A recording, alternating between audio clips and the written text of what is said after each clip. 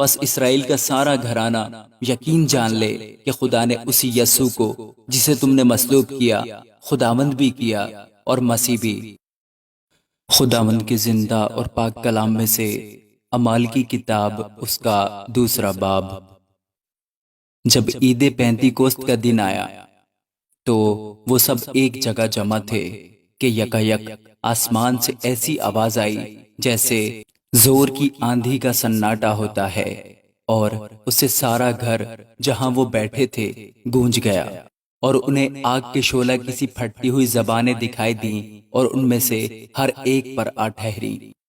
اور وہ سب روح القدس سے بھر گئے اور غیر زبانیں بولنے لگے جس طرح روح نے انہیں بولنے کی طاقت بخشی۔ اور ہر قوم میں سے جو آسمان کے تلے ہے خدا ترس یہودی یروشلم میں رہتے تھے۔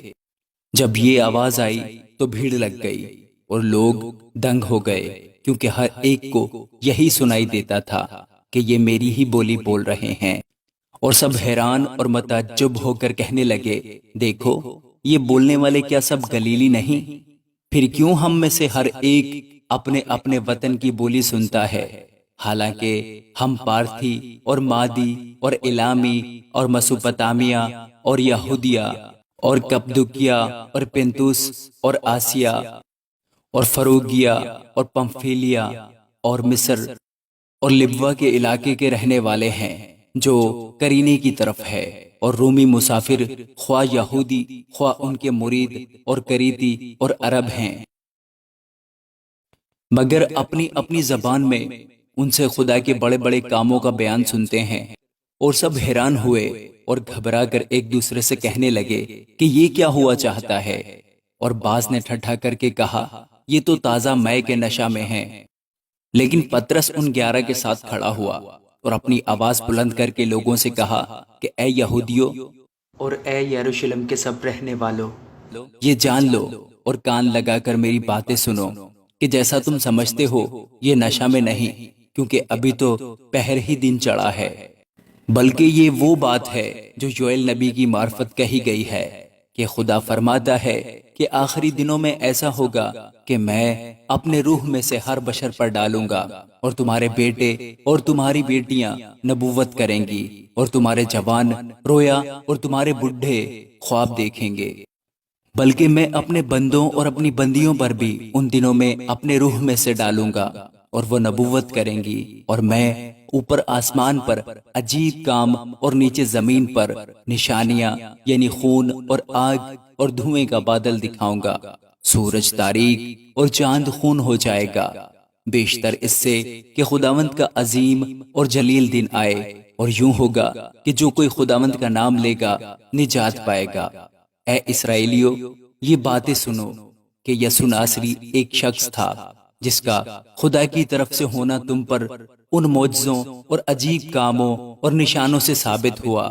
جو خدا نے اس کی معرفت تم میں دکھائے، چنانچہ تم آپ ہی جانتے ہو۔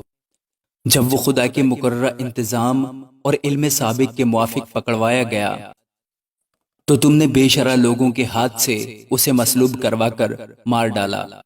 لیکن خدا نے موت کے بند کھول کر اسے جلایا،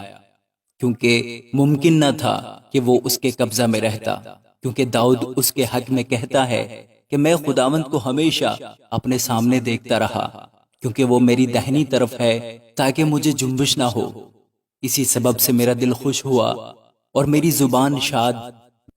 بلکہ میرا جسم بھی امید میں بسا رہے گا، اس لیے کہ تو میری جان کو عالم ارواح میں نہ چھوڑے گا اور نہ اپنے مقدس کے سڑنے کی نوبت پہنچنے دے گا۔ تو نے مجھے زندگی کی راہیں بتائیں، تو مجھے اپنے دیدار کے باعث خوشی سے بھر دے گا۔ اے بھائیو، میں قوم کے بزرگ داؤد کے حق میں تم سے دلیری کے ساتھ کہہ سکتا ہوں کہ وہ موا اور دفن بھی ہوا، اور اس کی قبر آج تک ہم میں موجود ہے۔ بس نبی ہو کر اور یہ جان کر کہ خدا نے مجھ سے قسم کھائی ہے کہ تیری نسل سے ایک شخص کو تیرے تخت پر بیٹھاؤں گا، اس نے پیشن گوئی کے طور پر مسیح کے جی اٹھنے کا ذکر کیا کہ نہ وہ عالم ارواح میں چھوڑا گیا، نہ اس کے جسم کے سڑنے کی نوبت پہنچی۔ اسی یسوع کو خدا نے جلایا جس کے ہم سب گواہ ہیں۔ بس خدا کے داہنے ہاتھ سے سر بلند ہو کر